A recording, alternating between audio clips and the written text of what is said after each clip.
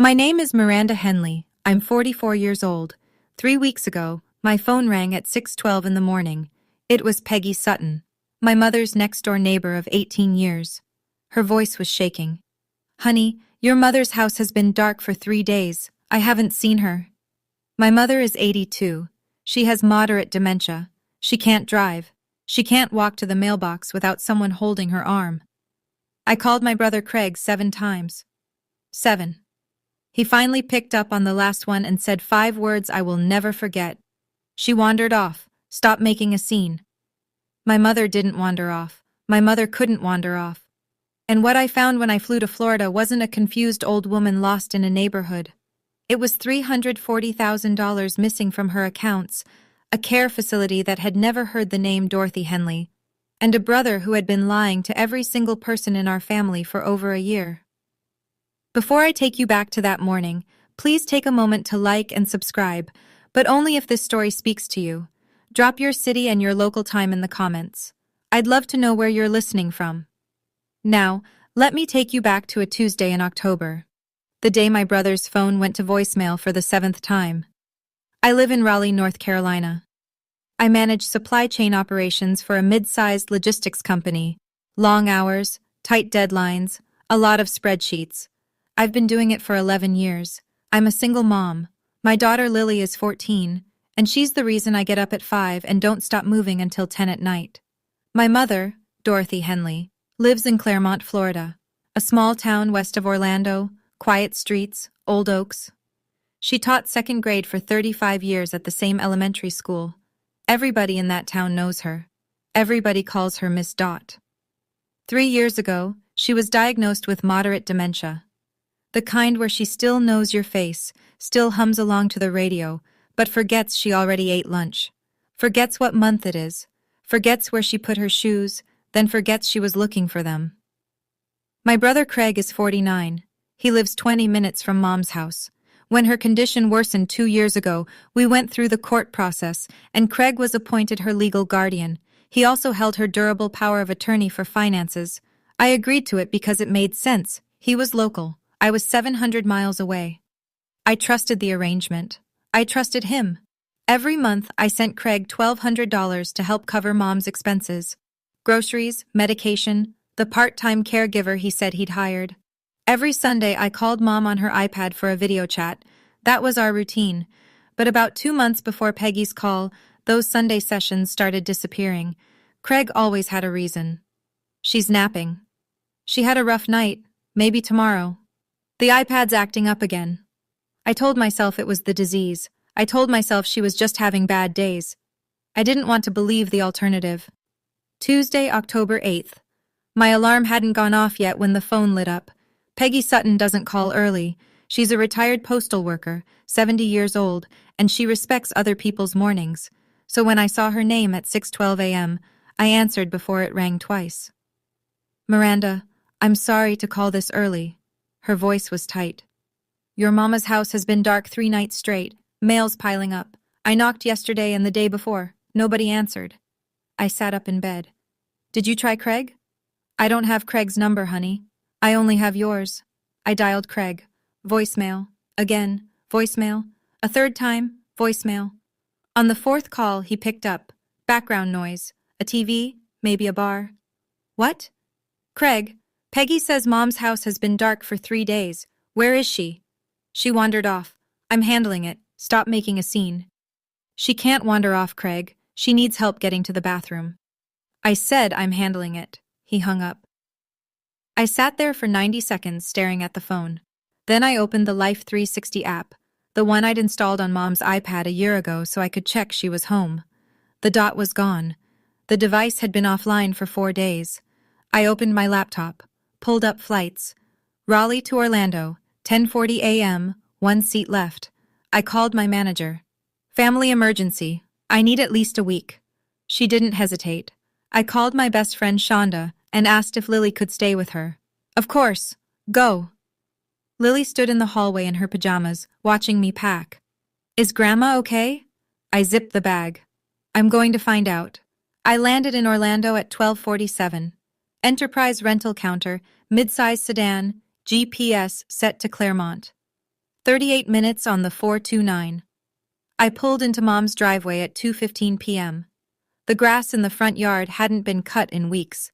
The mailbox was stuffed.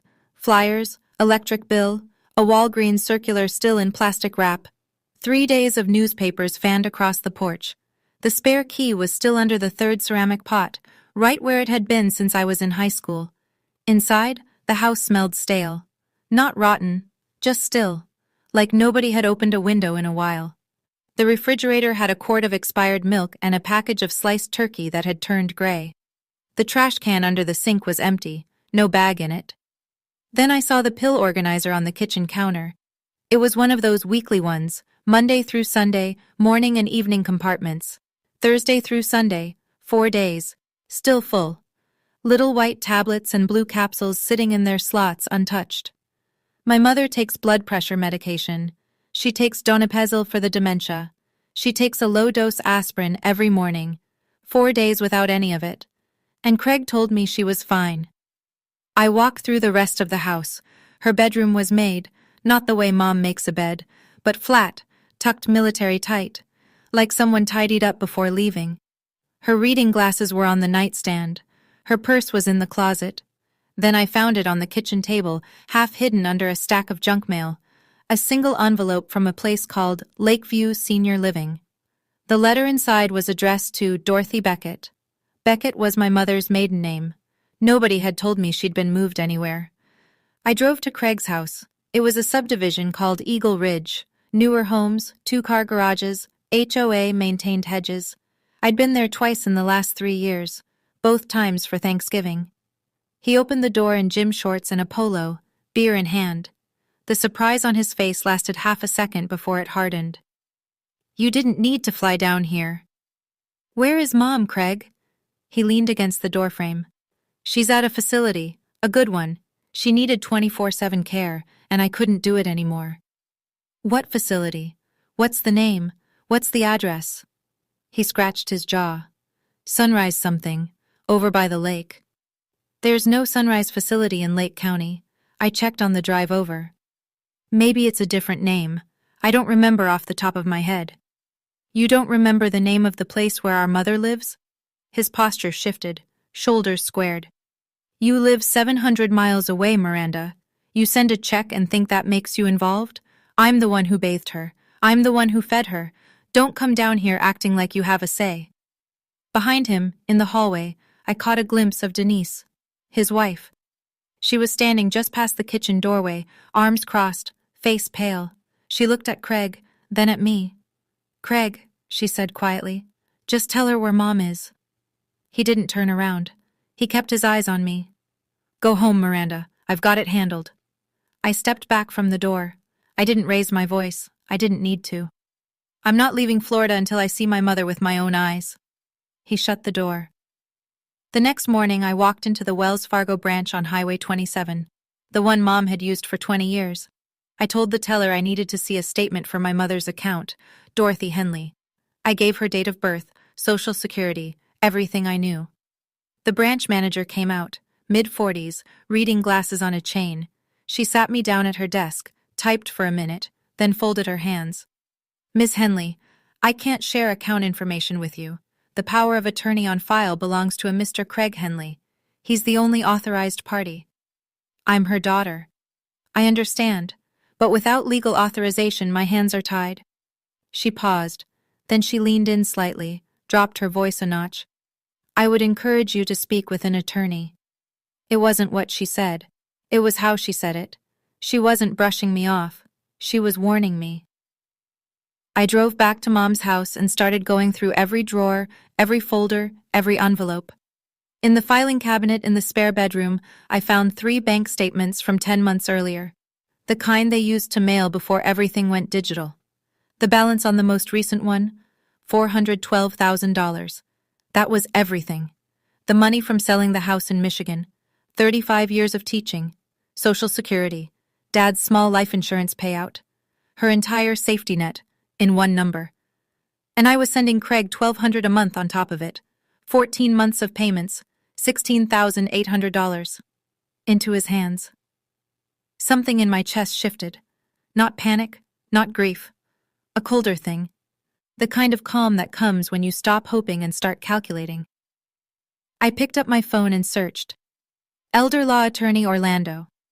Janet Morales had an office on East Colonial Drive, second floor of a building that smelled like new carpet and old coffee. She was 52, compact, direct, the kind of woman who finishes your sentence not because she's rude, but because she already knows where you're going. I told her everything. The dark house, the pill organizer, Craig's shifting story, the bank statements from 10 months ago, the letter addressed to Dorothy Beckett. She listened without interrupting. When I was done, she opened a legal pad and drew a line down the center. "This is a textbook pattern," she said. "Step 1. We file a report with Adult Protective Services, the Florida Abuse Hotline, today. Step 2. I petition the court for a subpoena on your mother's bank records. All accounts, 24 months. Step 3. We hire a forensic accountant." A forensic accountant? Someone who reconstructs financial histories, traces every dollar in and out. If your brother moved money, they'll find where it went and when. She tapped the pad. Florida Statute 825.1035 gives us the authority to file for an injunction to protect your mother from exploitation. That injunction can freeze assets, restrict access, bar your brother from contact if necessary. Craig was appointed guardian by a judge. Can the court actually take that back? Janet set down her pen and looked at me straight. If we prove breach of fiduciary duty, yes. The same court that gave him authority can revoke it. That's how the system works. But we need evidence, not suspicion. Evidence. I thought about the pill organizer, the dark house, the letter with the wrong name. I didn't have proof yet, but I had a trail. And I knew how to follow trails. It's what I do for a living. I called the Florida Abuse Hotline that afternoon, 1-800-96-ABUSE. The intake worker asked me to describe the situation. I gave her the facts: missing mother, inaccessible medical records, guardian who refused to disclose her location, bank account I couldn't access. "We'll open an investigation," she said. "An APS investigator will be in touch within 24 hours. Her name was Ruth Cannon. She called the next morning, calm and methodical. She told me she'd begin contacting facilities immediately. That same afternoon, my phone buzzed. "Craig." "You called APS?" His voice was low, shaking. "You reported me to the state?" "Craig, I can't find Mom. You won't tell me where she is. You know what you just did? You know what this looks like? You're trying to destroy this family." "I'm trying to find our mother. I've been taking care of her for 3 years. I bathed her. I sat with her at 3 in the morning when she didn't know where she was. And you? You send money and think you get a vote?" I held the phone against my ear and said nothing. I'd heard this speech before, the version where my distance made me irrelevant, where geography was the same as abandonment. "Craig, where is our mother? That's all I'm asking." He hung up. 20 minutes later, Ruth Cannon called me back. Her tone was different, careful. "Ms. Henley, I ran your mother through our database. Dorothy Henley doesn't appear in any licensed facility in Lake County." "What do you mean?" "I mean she's not registered under that name, anywhere in the county." I thought about the letter on the kitchen table. Dorothy Beckett. My mother was somewhere in Florida, under a name that wasn't hers, and my brother was the one who put her there. I'm standing in my mother's empty kitchen, and my brother just hung up on me for the 3rd time. The state can't find her, the bank won't talk to me, and Craig is telling everyone I'm the one tearing this family apart.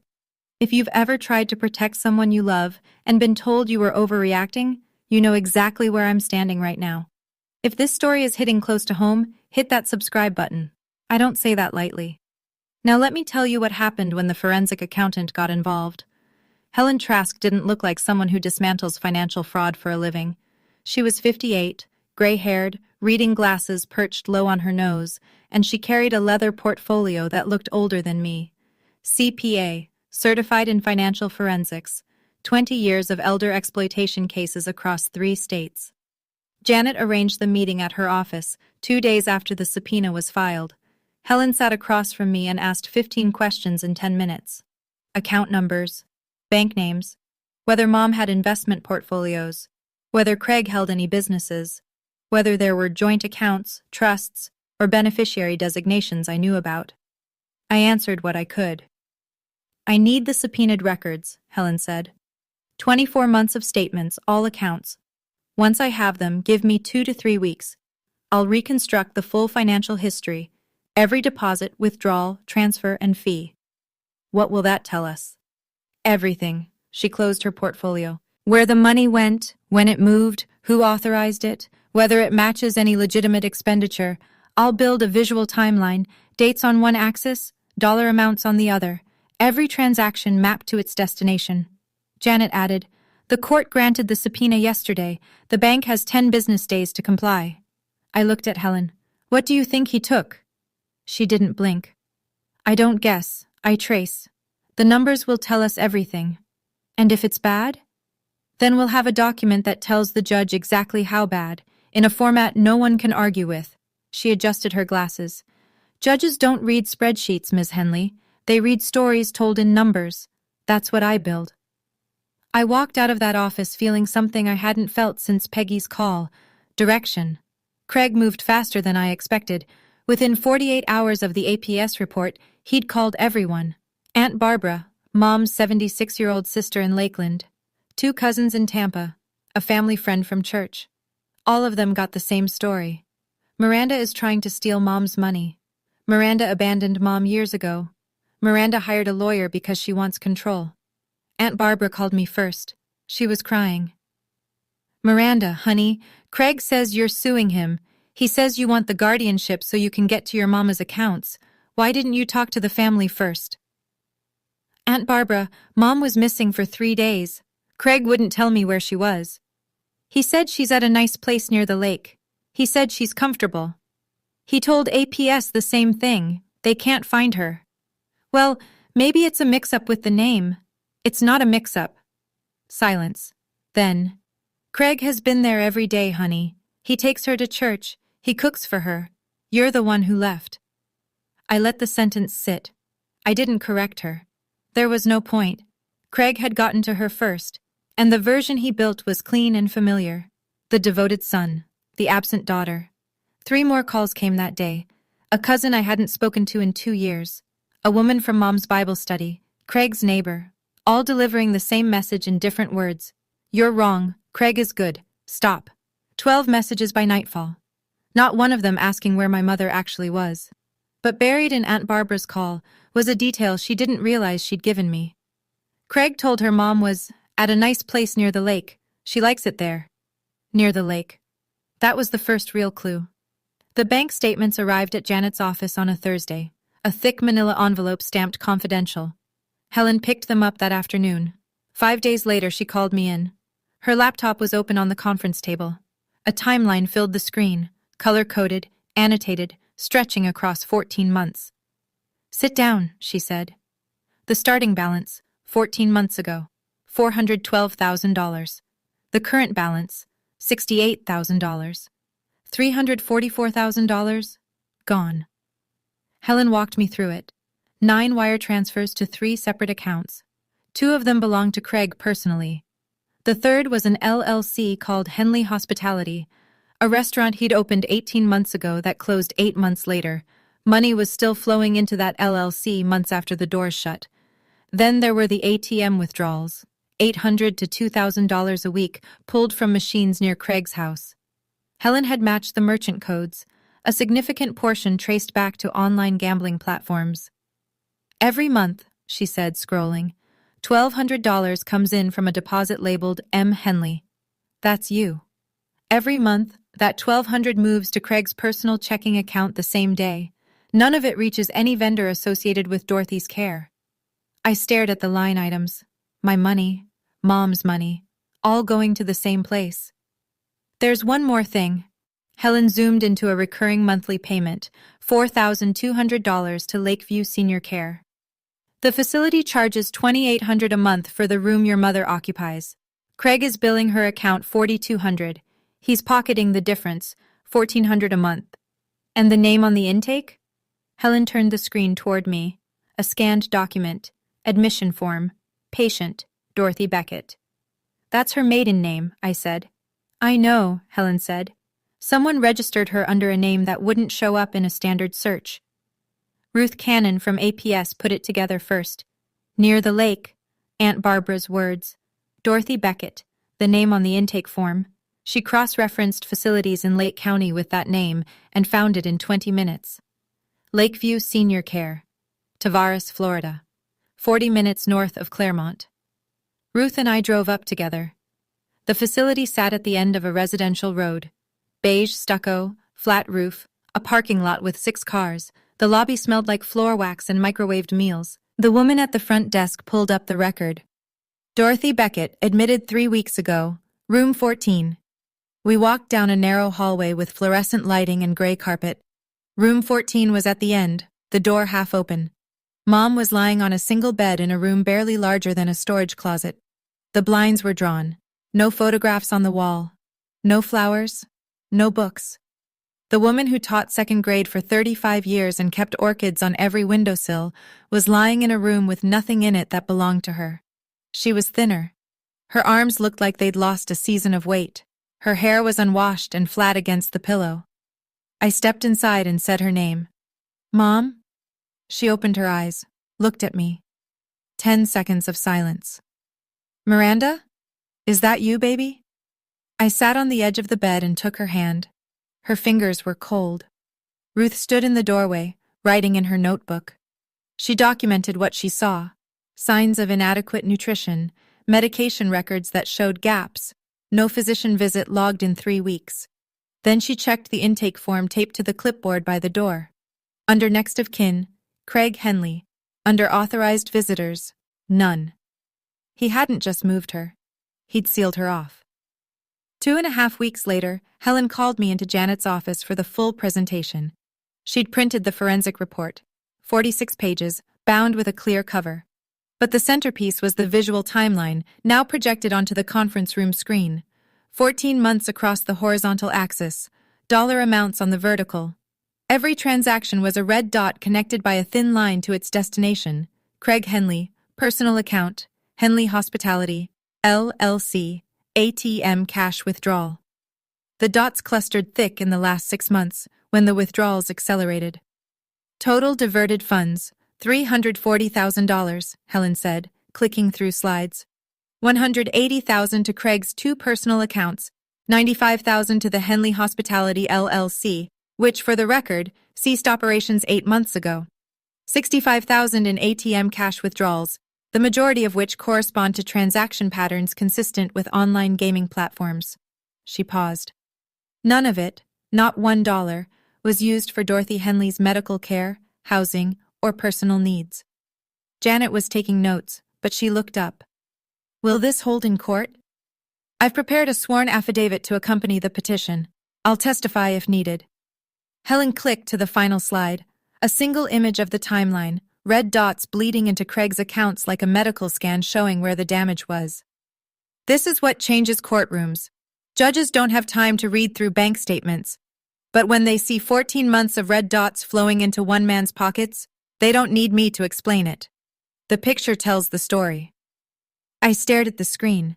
Every dot was a piece of my mother's life, her teaching career, her frugality, her careful saving, reduced to data points on a fraud report. But those data points were going to bring her home. The intake form arrived via subpoena 2 days later. Janet spread it across her desk. Patient name, Dorothy Beckett. Date of admission, September 19th. Emergency contact, Craig Henley. Relationship, son. And then, halfway down the second page, a line that made Janet stop reading and look at me. Other living relatives, none. He wrote none, Janet said flatly. Your mother has a daughter, you, and a sister, your Aunt Barbara. And Craig wrote none. What does that mean legally? It means this isn't carelessness. This is isolation. Deliberate isolation of a vulnerable adult from her family. Courts treat that as one of the clearest indicators of elder abuse. She tapped the form. He didn't just fail to mention you. He actively erased you. There was more. The signature line at the bottom, Dorothy Beckett, was shaky, uneven. Janet had already requested Mom's signature from the original power of attorney filed with the court. They didn't match. Not the slant, not the pressure, not the letter formation. This was either forged or coerced, Janet said. A woman with moderate dementia doesn't produce a signature this different from her baseline without something being very wrong. She set the form down. He chose a facility in a different county, Lake County instead of Orange County where your mother actually lives. Different jurisdiction, different system, harder to find. He planned this. Yes, Janet folded her hands. And that's exactly what we're going to show the judge. I kept staring at those two words on the form. Other living relatives. None. My brother didn't just move my mother, he erased her. And he erased me in the process. Janet assembled the petition over the next 3 days. Injunction for Protection Against Exploitation of a Vulnerable Adult, Florida Statute 825.1035. Attached. Helen's forensic report with the visual timeline, Ruth Cannon's APS investigation summary, the falsified intake form, 24 months of bank statements, and medical records showing gaps in care. Emergency motion to revoke. Guardianship was filed alongside it. I signed both documents at Janet's desk on a Friday afternoon. My hand was steady, my stomach was not. The court will schedule an emergency hearing within 5 to 7 business days, Janet said. Craig will be served. He'll have time to retain counsel. And in the meantime? Because we have an open APS investigation and documented evidence of immediate risk, I've also filed for a temporary injunction. If the judge grants it, Craig will be barred from accessing your mother's accounts and restricted from unsupervised contact, effective immediately. I nodded. I didn't feel victorious. I felt tired. That night I called Lily. She answered on the first ring, like she'd been waiting. How's Grandma? She's okay, sweetheart. I found her. She's safe. Good. When are you coming home? Soon. I just have to take care of something first. Lily was quiet for a second. Then, kick his butt, Mom. I laughed, the first time in 3 weeks. It came out dry and short, but it was real. 2 days later, the judge granted the temporary injunction. Craig was served at his home by a process server at 9:15 on a Monday morning. He was now barred from my mother's accounts, barred from visiting her alone, and he knew what was coming next. The hearing was set for Thursday. Craig didn't go quietly. Within 12 hours of being served, he'd called every person whose number he had. Aunt Barbara, cousins in Tampa, the women from Mom's church circle, his own neighbors. The message was the same everywhere. Miranda is trying to steal everything. She hired lawyers. She's taking Mom away from me. My phone started buzzing that evening. 12 messages before midnight. Aunt Barbara crying again. Miranda, he says you got a court order against him. He says he can't even see his own mother now. A cousin I hadn't heard from in 2 years. This isn't right. Craig gave up his life for Aunt Dot. A woman I didn't recognize, one of Craig's church friends. You should be ashamed. That man has sacrificed everything. Then came the Facebook post. Craig wrote it on the First Baptist Claremont community page. My sister is trying to take my mother away from me. I have been her full-time caregiver for 3 years. I have given everything I have to keep her safe. Please pray for our family during this difficult time. 47 comments, every one of them supporting Craig. Praying for you, brother. Stay strong. God sees your heart. I read them all, sitting on the hotel bed in Orlando, the phone screen glowing in the dark. 47 people praying for the man who drained my mother's life savings. 47 people who had no idea that their friend, their fellow deacon, had registered an 82-year-old woman with dementia in a facility under a false name and written "no other living relatives" on the form. That's the power of a good lie. It gets there first. And it looks exactly like the truth.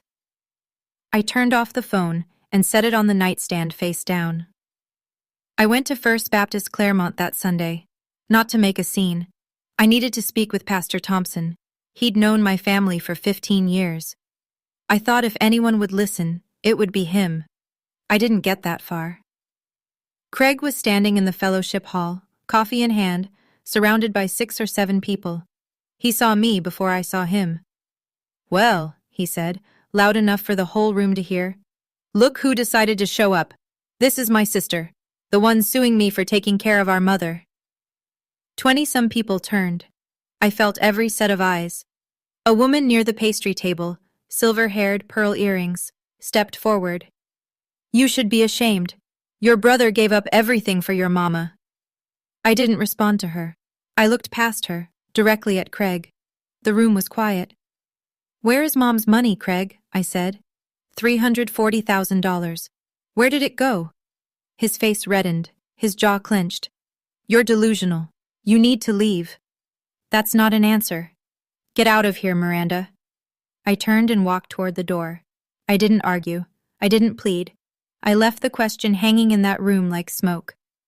Outside, in the parking lot, my hands were shaking. But my voice hadn't cracked. Not once. 15 minutes later, my phone rang.